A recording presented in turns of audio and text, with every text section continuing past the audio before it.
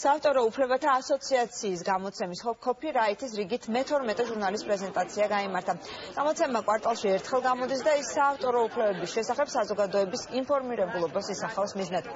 ჟურნალი დიდი ტირაჟით გამოიცემა და ის უსასყიდლოდ ვრცელდება.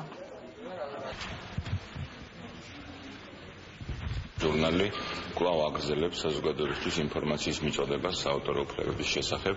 აქ საუბარია საავტორო უფლებებში არსებულ პრობლემატიკაზე და მათი გადაჭრის გზებზე, როგორც სახელმწიფოს მხრიდან, ასევე თავად ხელოვანების მხრიდან და პროფესიული საზოგადოების მხრიდან. თუმცა გარდა პროფესიული და წმინდა საავტორო უფლებების სფეროსა, აქ მკითხველს შეიძლება ამოიკითხოს საინტერესო რუბრიკები. ამ გამოცემაში მე მაქვს მაგალითად პორტრეტი დავწერ ფარჯიანის შესახებ, ირაკლი ფარჯიანის შესახებ არის სტატია. ფარჯიანის ხელწერა ასეთი არ მისი სათაური და ძალიან მომეხმარა მისი შვილი სოფია ფარჯიანი, რომელიც მიგზავნიდა სოციალური ქსელის მეშვეობით რაღაც ინფორმაციას ირაკლის შესახებ და რა ვიცი, ეს უკვე მკითხველმა უნდა შეაფასოს როგორი სტატიაა, თუმცა ამ სტატიაში მე მინდა ვთქვა, რომ აქ არის ირაკლის სრული შემოქმედება.